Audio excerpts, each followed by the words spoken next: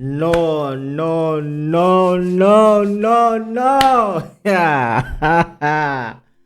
Never na Uganda tuvuze supidi. Nga twakava ku mukolo gw'abaagalana ababiri Levixon ne Desire Luzinda. Ate First Son atukubye bomu.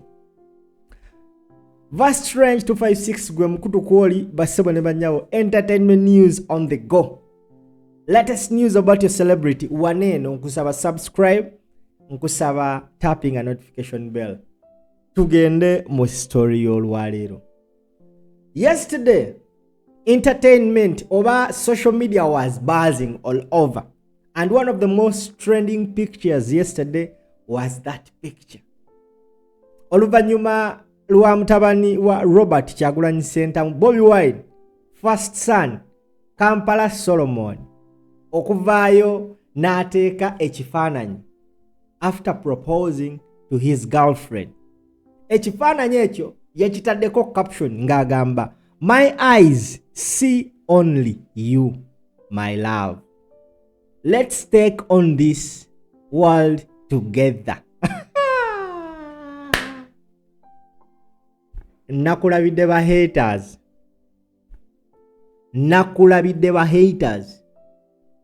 When this picture was put, because abasinga mu kusooka twali tulowooza AI, abata following Kampala, I believe mwali mulowooza AI. Naye nga basebo ne banyabo, this isn't AI. It was Solomon Kampala real proposing proposing kuka baby kaneno. Solomon Kampala is currently not in Uganda, ali USA, yagenda kusoma. Of course, Kampala musajja mukulu. He is above the age. Government ya Uganda gamutuka stasuke emyaka 18 abeera adult. Solomon Kampala is not 20, yes. And of course, he decided to propose to his long-term girlfriend. Erinnya sirimanyi, mbadde sinagenda nnyo mu nsonga eno. But of course, what caught my attention, kweno post gye yakakola 20 hours ago, yesterday, abantu abakomentinze. Eyasoose commenting abadde muganda we, kyaliwe, amanyikibwa nga Alpha Sally. Alpha Sally, mutabani wa Bebe Cool. Era they are personal friends with Solomon Kampala. Era Bebe Cool yavayo n'agamba nti ensonga yange ne Bobi Wine mu baana teriimu. Abaana baffe ba mikwano. In fact, n'abakyala ba mikwano. Ensonga zaabwe ziri wakati wa taata ne batata. Era on so many occasions we used to see pictures of Solomon of Kampala ng'agenza okyalirako Alpha Sally. They have been close friends. They are still close friends. Era ye yasoso posting anatekako n'obusajja obuseka n'obutima.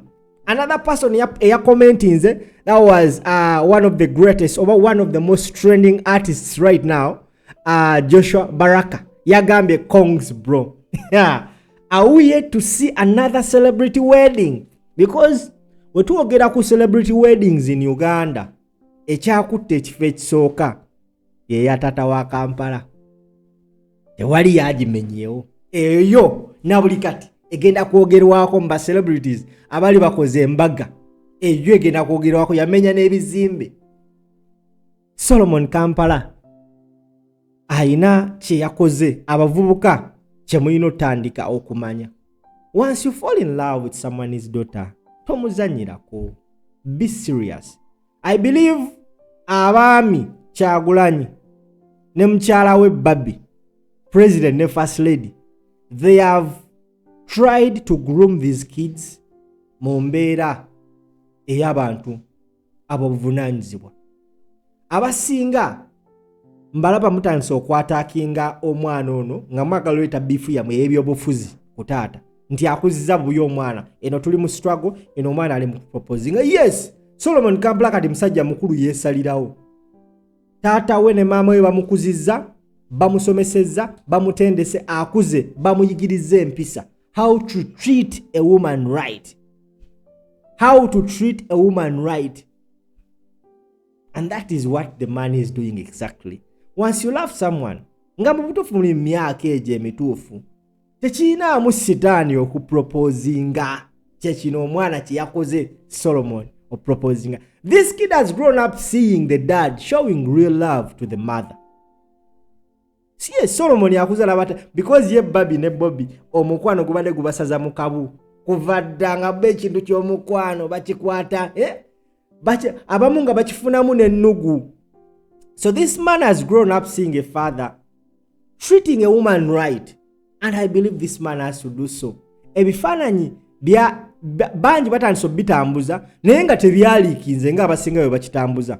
Yes, it is Solomon ku mukutu gwe ogwa Instagram oguli verified yataddeyo natekako caption, my eyes see only you, my love. Never nice simple nafunayo ku muntu gw'engamba ebintu bino kikulu abayaye bangi e Kampala bane obanga oliyo nga mutufu wandiyagadde nange kuyise ngono mwana we yayisiza munne bambi nnoonyaako yagame my eyes see only you my love awo nengamba yes Kyagulanyi Ssentamu Robert Bobi Wine omwana amukuzizza bulungi. Let's take on this world together. Omukwano naye Kampala n'okeera ku makya n'omenya omutima gw'ono omwana. Taata we apparently ali Kampala ali US oba yakomyewo ya president ali US. Era nkiwa guno omukolo nagwo yagutegeddeko. Era nkimanyi bannamawulire omanyi munonooza nnyo mulinzi omutayiza taata ku kisaawe Entebbe mutandika omubuuza akana n'akataano. So many people have been commenting on this. Sally Alpha, Joshua Baraka, I can see so many comments here. Buli omu commentinga, and Agiro Winnie agamba mwana wange kiki kyotukoze. I hope your grandparents won't see this. Kuba Ebaganda tuteeka bagenda tuteeka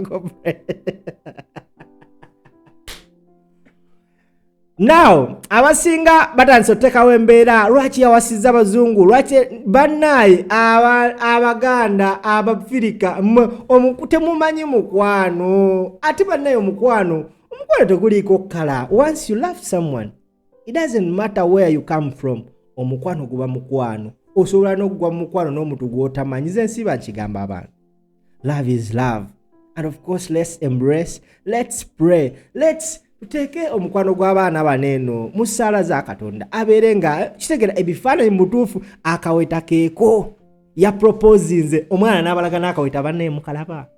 Kati mwenna enkwezenge ebikazi ebibadde byetege Kampala nga mwetaga Solomon ne mwana gwe ate nkutadde. You are incredible, very incredible. So, parents, learn to teach your children to treat women right. How are you? Togena muntu uza ku ntebe omugambe nti oyina kukola bwoti. But of course, byokola nga omwana akula to the mother. Omwana akula ayiga. Tibannaye oba n'omukyala nga omwagala oyina omuyisa bwoti ne bwoti.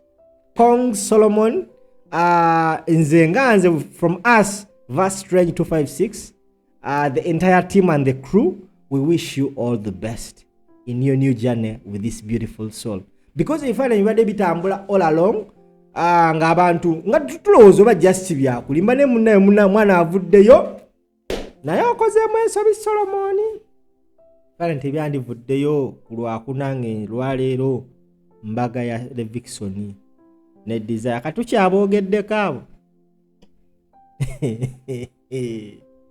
And some fellas will come and say this engagement party was orchestrated nga byekusiza ku political scenarios. Tata yagala trending. Bobi Wine doesn't need to trend because of a son. Bobi Wine is a trading center. Nga full figure we achogera. Thumbs up video. Thank you so much for watching Verse Strange 256. Make sure you subscribe. Make sure you tap the notification bell such that whenever you come live, you're always notified. Whenever you upload a video, you always in the know that we are alive. God bless you.